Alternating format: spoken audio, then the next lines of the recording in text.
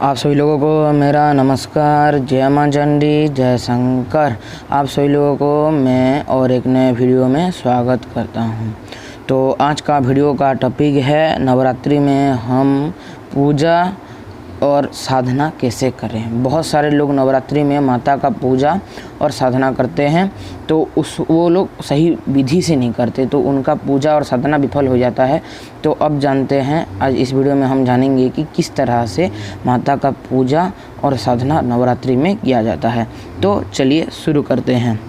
तो नवरात्रि में जो कोई भी साधक है या उपासक है, यानी कि जो साधना करता है और या फिर वो पूजा पाठ करता है, तो उसको नवरात्रि में 9 दिन तक 4 टाइम पूजा और उपासना करना चाहिए।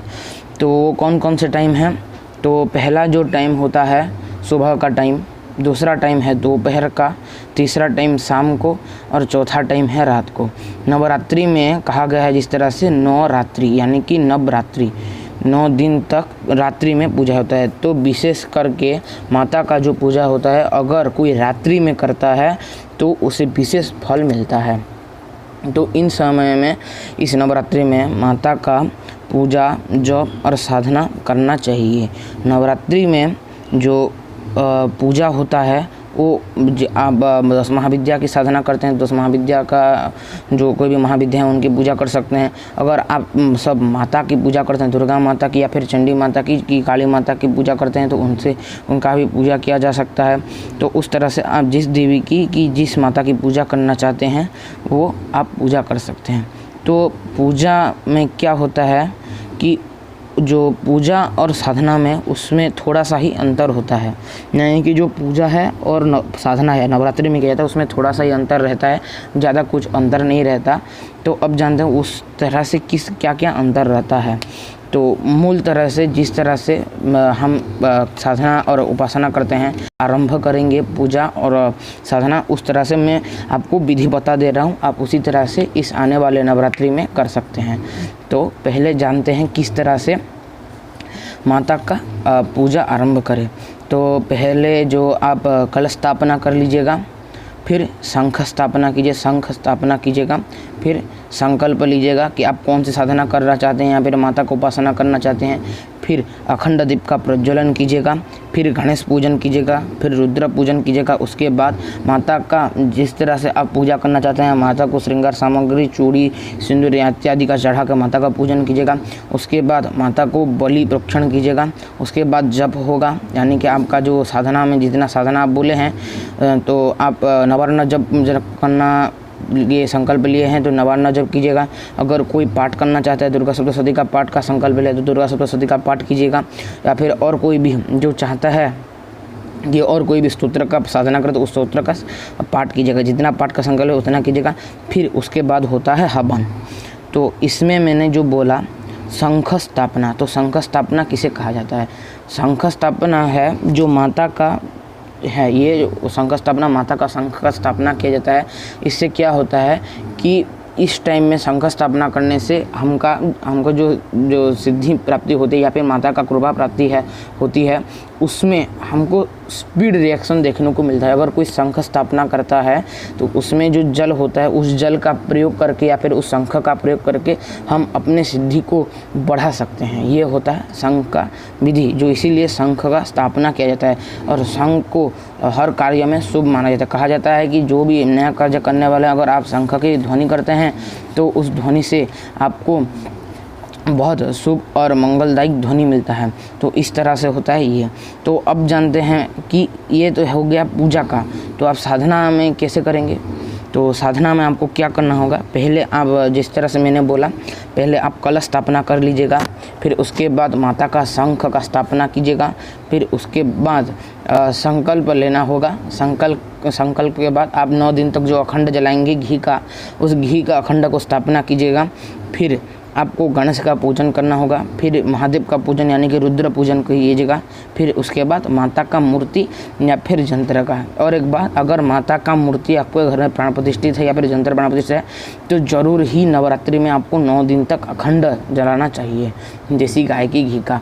तो ऐसा कर लीजिएगा, अखंड जला दीजिएगा, संकल्प लीजिए, रुद्र और माता का और गणेश का पूजन कर लीजिए। उसके बाद क्या होगा, आपने जो संकल्प लिया है, समझ लीजिए आप नवार्ण मंत्र का जप करना चाहते हैं, तो उस तरह से आपको नवार्ण मंत्र का जप कीजिएगा। माता का पूजन खत्म होने के बाद फिर आप माता को उस जल जो जब होगा उसका समर्पण करने के बाद माता को बलि देना होगा। इधर मैं जो बलि बोल रहा हूँ, ये बलि कोई रक्त की बलि नहीं है या फिर कोई दूसरा बलि नहीं है। इसमें आप माता को अनार या फिर नारियल का बलि दे सकते हैं। मैं आगे वीडियो बना दूंगा किस तरह से माता को बलि दिया जाता है, तो उसी तरह से आप देख लीजिएगा और उसी तरह से बलि दिया जाएगा। ये दक्षिणा मार्ग में बहुत ही सात्विक बलि है और इस बलि को देने का मूल अर्थ है कि माता को प्रत्यक्ष रूप से भोग देना। भोग यानी कि जो हम माता को जो भोग लगाते हैं उसी तरह से माता को ये प्रत्यक्ष रूप में भोग दिया जाता है। इसको ही बलि कहा गया है, नवरात्रि पूजा में इसे ही बलि कहा गया है। तो आप बलि दीजिएगा, उसके बाद माता का आरती कीजिएगा। ये जो होगा आप 4 टाइम कर सकते हैं। अगर आपको 2-3 लाख जप करना है तो आप 4 टाइम जप कीजिएगा। पहले जो सुबह होगा इस तरह से पूजा कर लीजिएगा, फिर 54 माला जप कीजिएगा कि 54 पाठ कर लीजिएगा, फिर आप दोपहर को कीजिएगा, फिर संध्या को कीजिएगा और फिर रात्रि को कीजिएगा। ये जो आप बलि देंगे ये सिर्फ 1 टाइम ही देंगे, यानी कि अगर आप रात्रि को पूजा करते हैं तो रात्रि को ही बलि होगा और जो 3 टाइम पूजा करते हैं उस 3 टाइम को बलि नहीं होगा।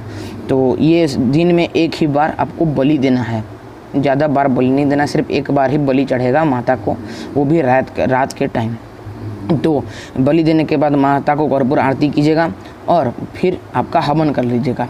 अगर आप एक दिन में जितना भी जप करते हैं, तो समझ लीजिए आप 10,000 जप किए हैं एक दिन में, तो आपको एक दिन में 10,000 जप करने के बाद आपको उसका दशांश अगर होगा तो दशांश या फिर 10,000 जब करेंगे तो उसका 1,000 आहुति दे दीजिएगा। या फिर अगर नहीं हो सकता तो आप ज़्यादा जब करते हैं, 10,000 से ऊपर जब करते हैं, तो आप सिर्फ 1,008 आहुति दे दीजिएगा।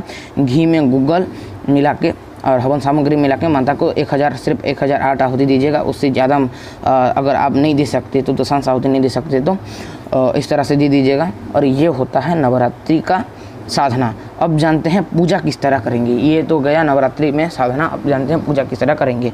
तो पूजा में आप सबको क्या करना होगा कि जिस तरह से मैंने बताया, कलश स्थापना, शंख स्थापना, संकल्प, अखंड दीप प्रज्वलन, माता का जंत्र और माता का पूजा, माता का जो खड़ग पूजा होता है वो खड़ग पूजा कीजिएगा।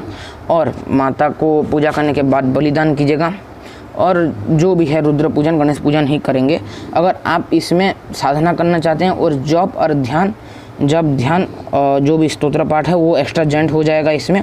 और अगर कोई करना नहीं चाहता है तो सिर्फ पूजा करके ही बलि दे के माता का आरती कर सकता है, इससे भी फायदा होगा।